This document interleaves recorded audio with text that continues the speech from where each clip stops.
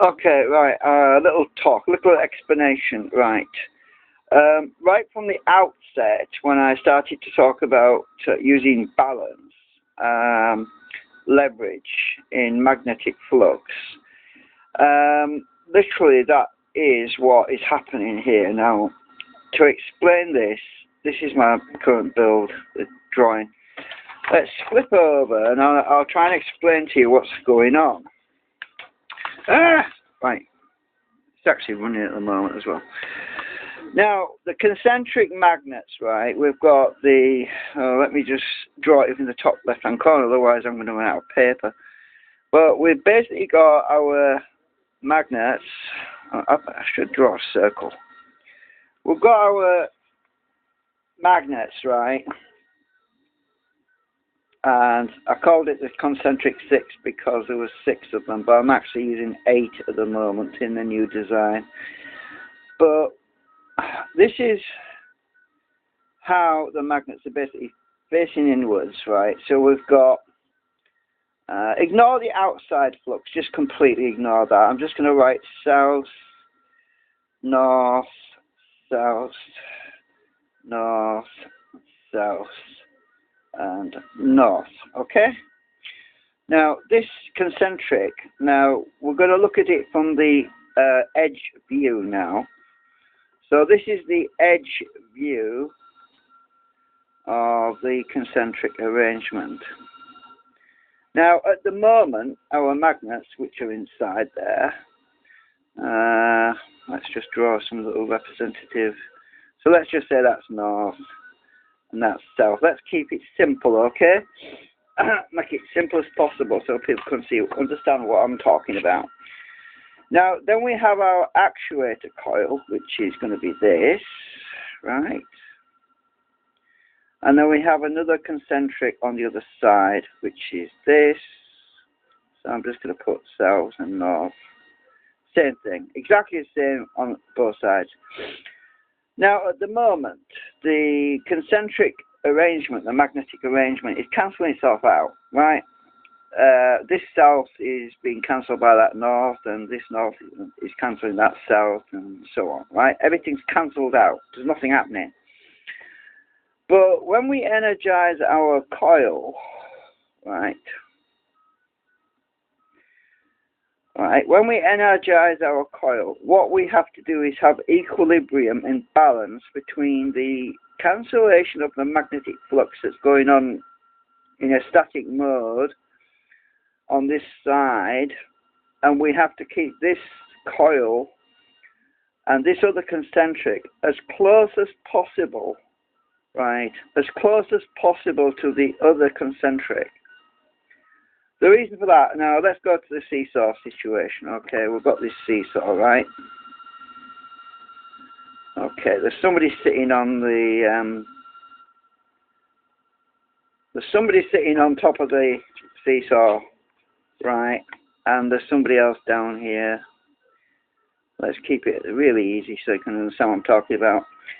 Now, when you separate this concentric, this coil, right, this actuator coil, when you move it further away, right, from the concentric magnet assembly, you're setting everything out of balance, right?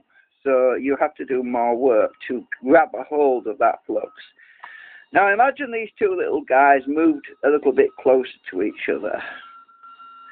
Right, imagine these two little guys on the seesaw came a little bit closer. Now, the guy on this side could tow on his friend on the other side, and they could rock backwards and forwards really quickly, very fast, because they're actually close to the pivot point, right, the center point, right? But if you move them further apart, they have to move a lot further, or they have to exert a lot more effort to get this seesaw to work, because remember, these two guys are about the same weight, so they have to shift their weight, basically. We have to move the flux back and forwards, and there's also the spatial difference. The further apart they are, the more the flux has to move, right?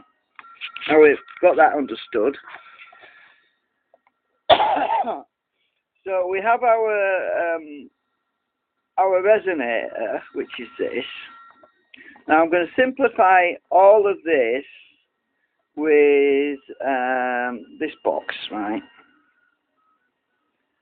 So this is our resonator, right? Our concentric resonator.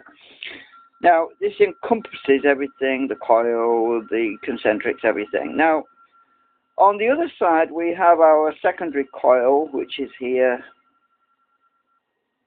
And we have another concentric on the other side of that. Over here we have another secondary coil.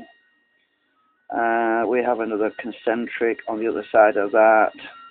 Now, what's going on, right, is the fact that the secondary coil is a lot further apart now. Okay?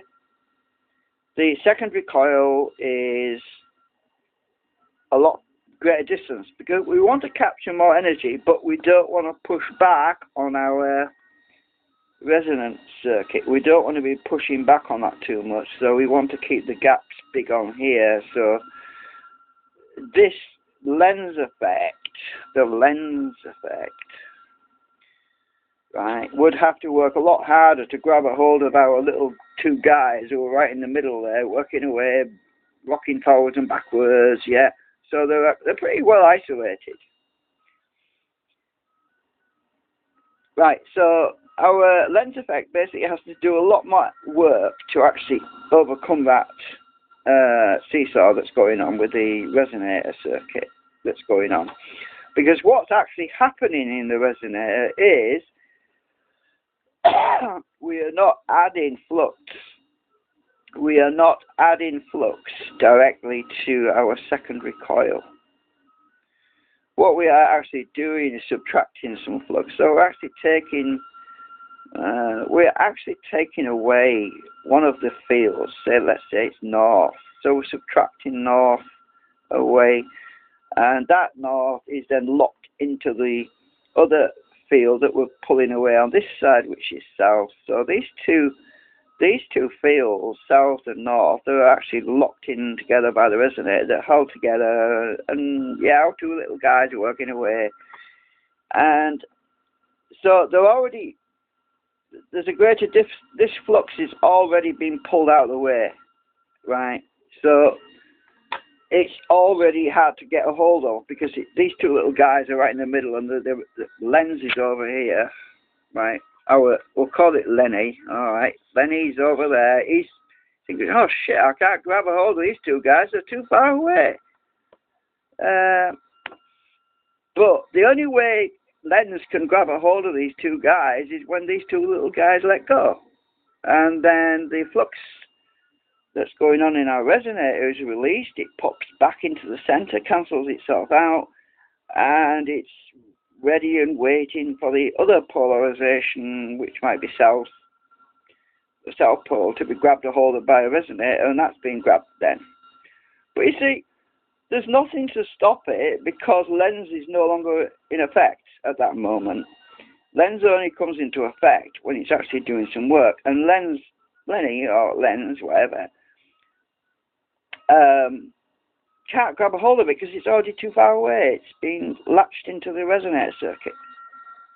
So why does the secondary coil over here, why does this secondary coil over here actually produce more power when we short this secondary coil out? Good question. Why does this one produce more power when this is shorted out?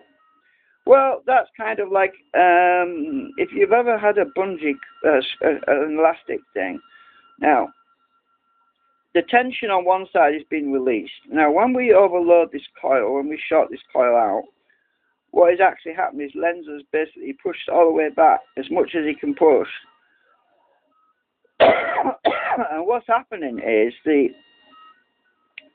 pushback, the effective pushback of the laws of the flux is pushing back on our resonator, which is actually giving the resonator more juice to pull on this side. So it's pulling even more on this side. So let's go back to our diagram. So when this side is basically being pushed back all the way by its short, this coil is actually, the flux part is being deflected more on this side. So if you know about the Hall-Bock array, you'll know about putting magnets, two south poles against each other. It squishes the south pole out one way and it goes somewhere else. Well, this is what's going on here. So we have a much stronger north now on this side than we had before, right? So because of that, we have more power to this coil. So this coil, power goes up. This one's shorted. Power goes up on this side, so we have more output. That is why everything seems to be working back to front. Hope you enjoyed the video.